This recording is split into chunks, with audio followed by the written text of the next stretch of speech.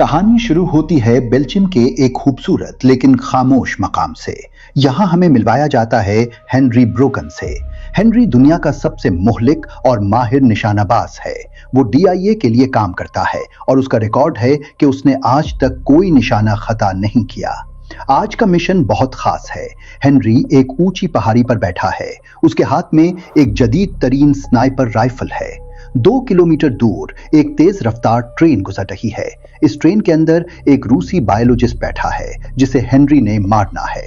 अब जरा सोचें, ट्रेन की रफ्तार 200 किलोमीटर फी घंटा से ज्यादा है। फासला 2 किलोमीटर है और हेनरी को गोली उस वक्त चलानी है जब ट्रेन के शीशे और उसका हदफ बिल्कुल एक लाइन में हों। हेनरी की सांसें साकिन हैं, उसकी उंगली ट्रिगर पर है। अचानक एक छोटी बच्ची हदफ के सामने आ जाती है। हेनरी रुकता है, इंतजार करता है और फिर खा गोली चलती है। गोली सीधी उस शख्स के गले में लगती है। टारगेट खत्म। लेकिन हेनरी खुश नहीं है, वो परेशान है।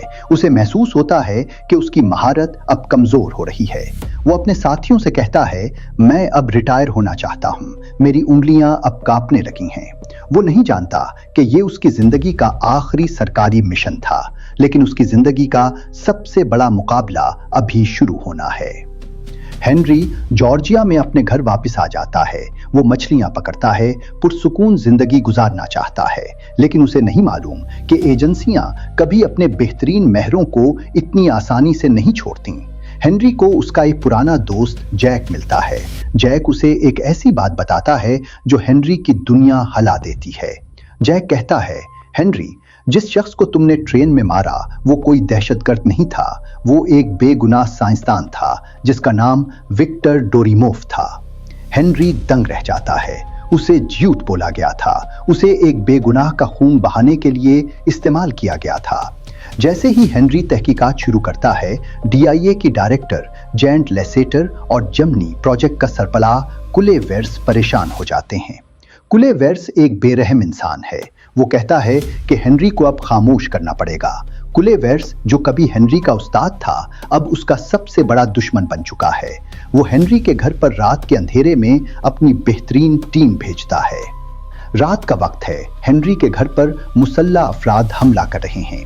हेनरी सो रहा है, लेकिन उसकी हंसें अब भी एक शिकारी की तरह तेज हैं। उसे कदमों की आहट सुनाई देती है। वो अंधेरे में ही एक एक करके हमलावरों को ढेर कर देता है। उसे एहसास होता है कि अब वो कहीं भी महफूज नहीं है। यहाँ उसकी मुलाकात डैनी से होती है। डैनी एक नौजवान एजेंट है जिसे हेनरी पर नजर रखने के लिए भेजा गया था, लेकिन वो हेनरी की शराफत और सच्चाई देखकर उसकी साथी बन जाती है। दोनों वहां से भाग निकलते हैं। अब वो मफरूर हैं और पूरी अमरीकी हुकूमत उनके पीछे है। कुलेवेर्स देखता है कि उसकी आम टीम हेनरी का मुकाबला नहीं कर सकती। वो गुस्से में आकर अपना सबसे खुफिया हथियार निकालता है, एक ऐसा हथियार जिसे दुनिया से छुपा कर रखा गया था। वो फोन उठाता है और कहता है, इसे भेजो। अब हेनरी और डैनी कोलंबिया के एक महफूज ठिकाने पर पहुंच चुके हैं। उन्हें लगता है कि वो कुलेवेर्स की नजरों से बच गए हैं, लेकिन कुले ने अपना सबसे खतरनाक शिकारी उनके पीछे छोड़ दिया है। हेनरी एक छत पर खड़ा दूरबीन से जायजा ले रहा होता है कि अचानक उसे महसूस होता है कि कोई उस पर नजर रखे हुए है। वो फौरन डैनी को अलर्ट करता है। एक पुरस्कार नौजवान बाइक पर सवार हेनरी का पीछा कर रहा है। ये नौजवान बाइक को सिर्फ चलाने के लिए नहीं, बल्कि एक हथियार के तौर पर इस्तेमाल कर रहा है। वो बाइक के पिछले पहिए से हेनरी पर हमला करता है, दीवारों पर बाइक दौड़ाता है और ऐसी शानदार तकनीक दिखाता है जो सिर्फ हेनरी को ही आती थी। हेनरी हैरान है। वो सोच रहा है कि आखिर ये कौन है जो मेरी ही चालें मुझ पर आजमा रहा है, जो मेरे हर वार का तोड़ पहले से जानता है। बाइक चेस के इख्तिताम पर दोनों का आमना सामना होता है। नौजवान कातिल का नकाब उतरता है और हेनरी के पैरों तले जमीन निकल जाती है। सामने खड़ा शख्स कोई और नहीं बल्कि खुद हेनरी ब्रोकन है। लेकिन ये वो हेनरी है जो 25 साल जवान है, जिसके चेहरे पर झुर्रियां नहीं है, जिसकी आंखों में एक दरिंदगी है और जो सिर्फ मारना जानता है। ये नौजवान कातिल, जिसे जूनियर कहा जाता है, कंफ्यूज हो जाता है। वो भी हेनरी की शक्ल देखकर हिचकिचाता है और पुलिस के आने पर वहां से गायब हो जाता है। अब हेनरी और डैनी के जहन में हजारों सवालात हैं। डैनी जूनियर की वो टोपी हासिल कर लेती है जो लड़ाई के दौरान गिर गई थी। इस टोपी से जूनियर के बालों का नमूना डीएनए मिल जाता है। जब डैनी इस डीएनए का टेस्ट करती है तो रिजल्ट देखकर इसके होश उड़ जाते हैं। डैनी हेनरी को बताती है, हेनरी, ये लड़का तुम्हारा बेटा नहीं है, ये तुम हो। इसका और तुम्हारा डीएनए 100% मैच कर रहा है, वो तुम्हारा क्लोन है। यहाँ फिल्म एक गहरा सवाल उठाती है। क्ले वेयर्स ने 25 साल पहले हेनरी का खून और डीएनए चुराया था। इसका मकसद एक ऐसी फौज तैयार करना था जिसे किसी चीज का डर ना हो, जिसे किसी की मौत पर अफसोस ना हो और जो बगैर सवाल किए अहकामात माने। क्ले ने जूनियर को लेबोरेटरी में पैदा किया और उसे अपने बेटे की तरह पाला, सिर्फ इसलिए ताकि वो उसे एक बेरहम हथियार बना सके। जूनियर को कभी नहीं बताया गया कि वो एक इंसान नहीं बल्कि एक तजुर्बा है। हेनरी जानबूझकर जूनियर को एक पुराने तहखाने में बुलाता है। यहाँ इन दोनों के दरमियान एक जबरदस्त हैंड टू हैंड कॉम्बैट होता है। ये सिर्फ घूसों और लातों की लड़ाई नहीं है, ये जज्बात की लड़ाई है। लड़ाई के दौरान हेनरी जूनियर से कहता है, तुम सोचते हो कि तुम मुझे मार सकते हो, मैं जानता हूं कि तुम्हारी बाईं टांग में दर्द होता है, मैं जानता हूं कि तुम्हें अंधेरे से डर लगता है और मैं जानता हूं कि तुम्हें पानी में डूबने के ख्वाब आते हैं। जूनियर ये सब सुनकर कांप जाता है।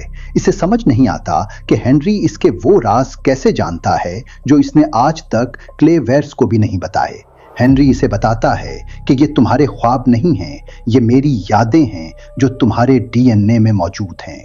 तुम कोई असली इंसान नहीं हो, तुम सिर्फ मेरा एक साया हो। हेनरी की बातें सुनकर जूनियर अंदर से टूट जाता है। वो भागकर वापस कले वीरस के पास जाता है, उस शख्स के पास जिसे उसने सारी जिंदगी अपना बाप समझा था। वो कले से सीधा सवाल करता है, मैं कौन हूं? क्या मैं वाकई हेनरी ब्रोगन का क्लोन हूं? कल्ले वीरस, जो अब तक एक शफीक बाप का नाटक कर रहा था, आखिरकार अपना असली चेहरा दिखाता है। वो जूनियर से कहता है, हाँ, तुम एक क्लोन हो। मैंने हेनरी का डीएनए इसलिए लिया क्योंकि वो परफेक्ट था, लेकिन उसके अंदर इंसानी कमजोरियां और एहसासात थे।